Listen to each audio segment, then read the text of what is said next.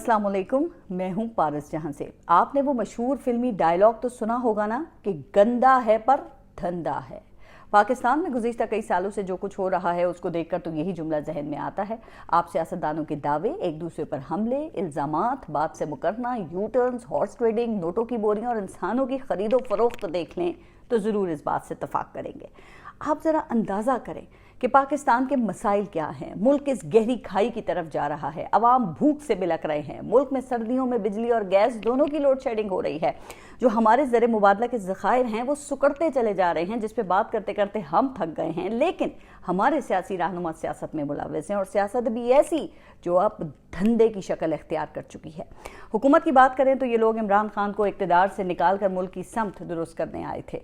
मार्च और अप्रैल तो आपको याद ही होगा ना, कैसे बोरियों के मुंह खुल गए थे और वो सिंध हाउस आबाद हो गया था। फिर सुप्रीम कोर्ट का आर्टिकल 63A की तशरीह का मुतनाज़ा फैसला आ गया, जिससे बोरियां बंद ही रह गईं। लेकिन चूंकि जाने वाले जाने से पहले न्यूट्रल हो चुके थे, इसलिए इमरान खान के इत्तेहादी हुकूमत से अलग हो गए। फिर हुआ ये कि जो पत्थर खाई की तरह सरक रहा था ना, वो 2 माह में ही लुढ़कने लगा। सख्त फैसलों के नाम पर अवाम का कीमा बनने लगा और पाकिस्तान का कौमी खजाना हवा में बिखरने लगा। मिफ्ता इस्माइल ने IMF के कहने पर वो सब किया जो आखिरी वक्त में जाती हुकूमत देकर इमरान खान ने करने से इनकार कर दिया था। पेट्रोल में 2 माह में, सिर्फ 2 माह में 100 रुपये फी लीटर इजाफा हो गया और महंगाई का सुनामी आ गया। मिफ्ता इस्माइल से सख्त फैसले करवाने के बाद इस उम्मीद पर इसहाक डार को लाया गया कि अब मिफ्ता इस्माइल को बदनाम करवा कर इसहाक डार से रिलीफ दिलवाया जाएगा और कहा जाएगा कि देखा हमारा ट्रम्प कार्ड। लेकिन जनाब, फिलहाल ये ट्रम्प कार्ड एक चला हुआ मिसाइल ही साबित हुआ और अभी तक डोनर्स कॉन्फ्रेंस के सैलाब ज़दगान के प्लेजेस के सिवा इसहाक डार साहब कोई पैसा लाने में नाकाम रहे हैं जिससे बजट सपोर्ट मिल सके या पाकिस्तान के जो ज़र मुबादला के ज़खायर हैं उसमें कोई इजाफा हो सके।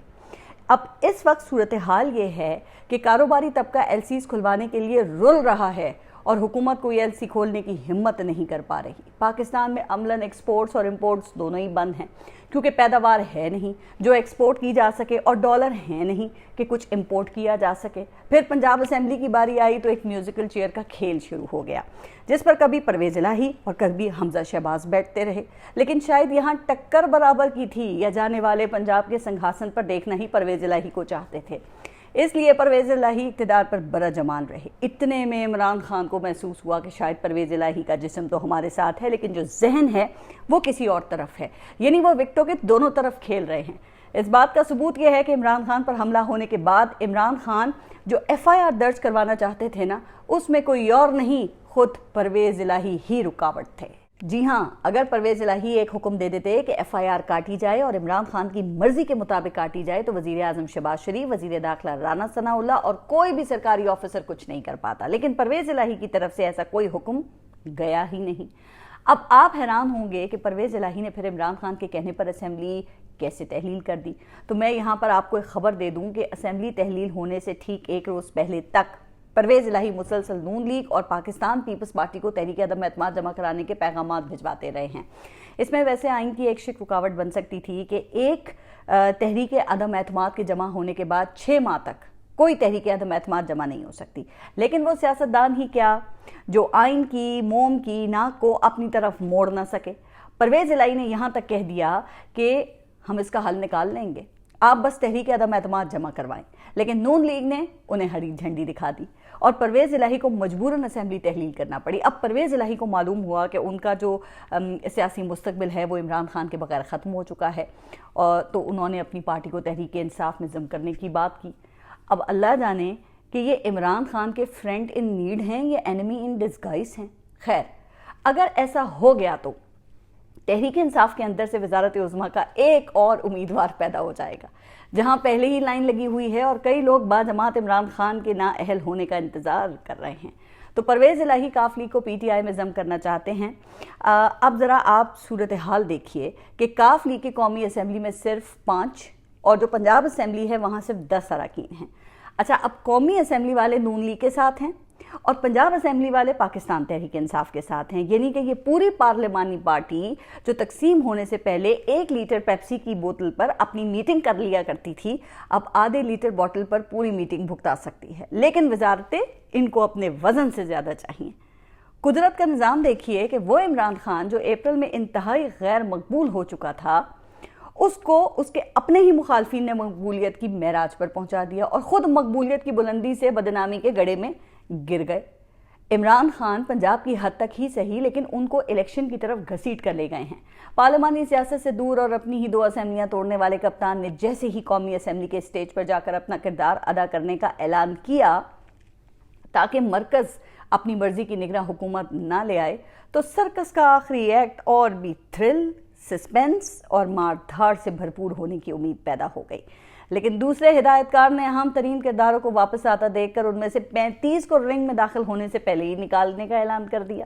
یعنی جو 35 اراکین کے استعفے ہیں وہ کمال سیاست کرتے ہوئے اسپیکر نے منظور کر لیا اور الیکشن کمیشن نے ان اراکین کو فوری طور پر ڈی نوٹیفائی بھی کر دیا۔ ماشاءاللہ بھائی ماشاءاللہ، ہمارا الیکشن کمیشن بلدیاتی الیکشن کے نتائج وقت پر دینے میں جتنا مرضی سست ہو، ایسے نوٹیفیکیشنز جاری کرنے میں بہت کوئک ہے۔ لیکن زیادہ مزے کی بات یہ ہے کہ پی ڈی ایم نے ان نشستوں پر الیکشن لڑنے کے بجائے جنرل الیکشنز کی تیاری کا اعلان کیا ہے۔ واہ، اس سادگی پہ کون نہ مر جائے اے خدا۔ صورتحال بہت دلچسپ ہو چکی ہے۔ پی ٹی آئی کا کہنا ہے کہ عمران خان ان تمام نشستوں پر خود ہی کھڑے ہوں گے۔ اب یہ ایک دلیرانہ فیصلہ ہے یا امیدوار نہ ہونے کا مسئلہ، یہ فیصلہ آپ خود کر لیں۔ بہرحال یہ سیاسی شطرنج کی بساط جو آخری مراحل میں ہے، ایک فریق کوئی چال چلتا ہے تو دوسرا اس کو کاؤنٹر کرتا ہے، اور اس کھیل میں چیک میٹ کا شہمات کا وقت قریب آ رہا ہے۔ تو اب دیکھتے ہیں کہ کون چیک میٹ ہوتا ہے۔ فی الحال تو مسلم لیگ نون کے پنجاب کے رہنما میاں محمد نواز شریف کی منتیں ترلے کر رہے ہیں کہ میاں صاحب واپس آ جائیں، ہم آپ کے بغیر پنجاب میں الیکشن نہیں جیت سکیں گے۔ لیکن میاں محمد نواز شریف، جن کی واپسی واقعی گیم بدل سکتی ہے، انہوں نے واپسی سے انکار کر دیا ہے، اور اب 22 جنوری کو مریم نواز کی پاکستان آمد کا امکان ہے۔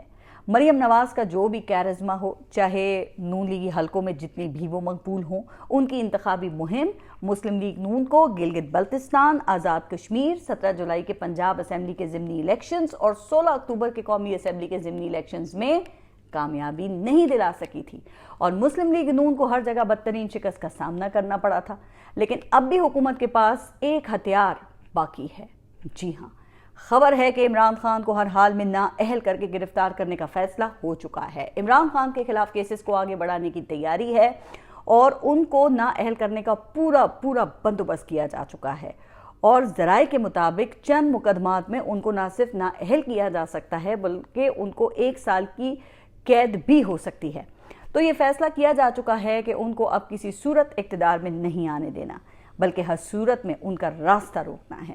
تو اس میں شک نہیں ہے کہ موجودہ اسٹیبلشمنٹ نیوٹرل ہے، لیکن بقول خان صاحب پچھلی اسٹیبلشمنٹ کی باقیات ابھی بھی موجود ہے، اور جب باقیات یہ فیصلہ کر لے کہ کسی کو مائنس کرنا ہے تو وہ پھر مائنس ہو کر رہتا ہے۔ بلکہ مسلم لیگ نون تو یہ سب میاں نواز شریف اور مریم نواز کی نااہلی کی صورت میں بھگت بھی چکے ہیں، لیکن اگر پھر بھی وہ اسی گیم کا حصہ بننا چاہتے ہیں تو پھر یہ ان کی اپنی مرضی ہے۔ شاید ہماری قسمت میں دائروں کا سفر ہی لکھ دیا گیا ہے، چونکہ گندا ہے پر یہ دھندا ہے۔ اللہ تعالیٰ ہمارے ملک کی حفاظت فرمائے اور تمام جو یہ سٹیک ہولڈرز ہیں ان کو ذاتی مفاد سے ہٹ کر صرف ملک کے لیے سوچنے کی توفیق عطا فرمائے۔ آمین۔